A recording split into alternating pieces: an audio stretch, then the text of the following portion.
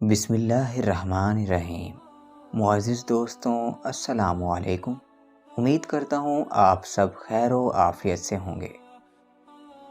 پرانے وقتوں کی بات ہے کہ ایک بادشاہ کے دربار میں ایک اجنبی حاضر ہوا اور بادشاہ سے نوکری کا طلبگار ہوا۔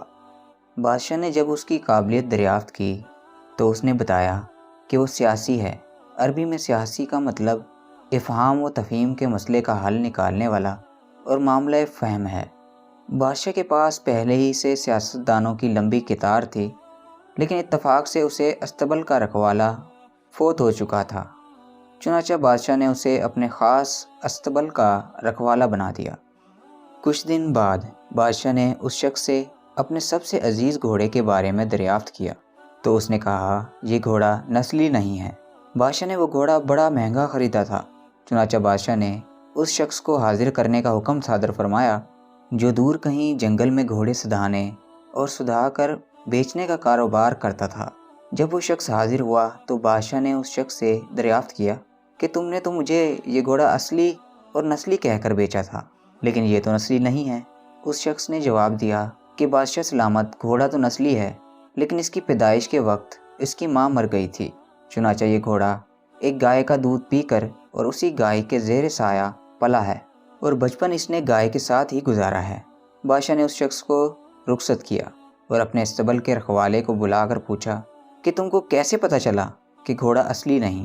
اس نے جواب دیا کہ گھوڑا جب گھاس کھاتا ہے تو سر نیچے کر کے گایوں کی طرح گھاس کھاتا ہے، جبکہ نسلی گھوڑا گھاس منہ میں لے کر سر اٹھا کر کھاتا ہے۔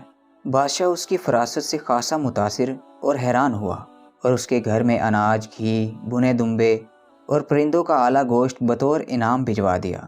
اس کے ساتھ ساتھ اس کو اپنی بیگم کے محل میں تعینات کر دیا۔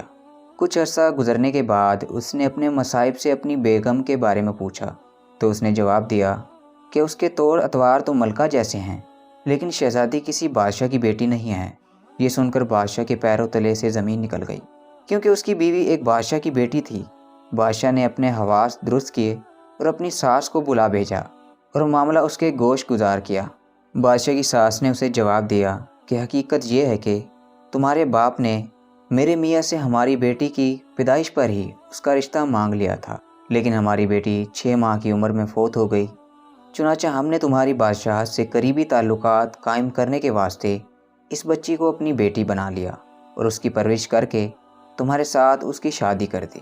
بادشاہ نے مصاحب سے دریافت کیا کہ تم کو کیسے پتہ چلا کہ میری بیوی شہزادی نہیں ہے؟ اس نے کہا اس کا سلوک خادموں کے ساتھ ٹھیک نہیں اور بادشاہ اس طرح نہیں کرتے۔ بادشاہ اپنے مصاحب کی فراست سے مزید متاثر ہوا اور بہت سا اناج اور بھیڑ بکریاں بطور انعام اس مصاحب کو دے دیں اور اس کے ساتھ ساتھ اسے اپنے دربار میں متعین کر دیا۔ کچھ عرصہ گزرنے کے بعد اس نے اپنے مصاحب سے اپنے بارے میں دریافت کیا۔ مصاحب نے کہا کہ اگر جان کی امان پاؤں تو عرض کروں۔ بادشاہ نے اس سے جان کی امان کا وعدہ کیا تو اس نے کہا کہ تم ہو تو بادشاہ، لیکن نہ تم بادشاہ کے بچے ہو، نہ تو تمہارا چال چلن بادشاہوں جیسا ہے۔ یہ سن کر بادشاہ کے پاؤں تلے سے زمین نکل گئی۔ امان کا وعدہ تو وہ پہلے ہی دے چکا تھا۔ چنانچہ وہ اس گھتی کو سلجھانے اپنی والدہ کے محل جا پہنچا تاکہ پتہ چلے کہ ماجرا کیا ہے۔ اس کی والدہ نے اس کی بات سن کر کہا کہ ہاں، تم بادشاہ کے نہیں بلکہ ایک چرواہے کے بیٹے ہو۔ بادشاہ نے مصاحب کو بلایا اور اس سے پوچھا کہ تمہیں کیسے پتہ چلا کہ میں بادشاہ کا بیٹا نہیں ہوں؟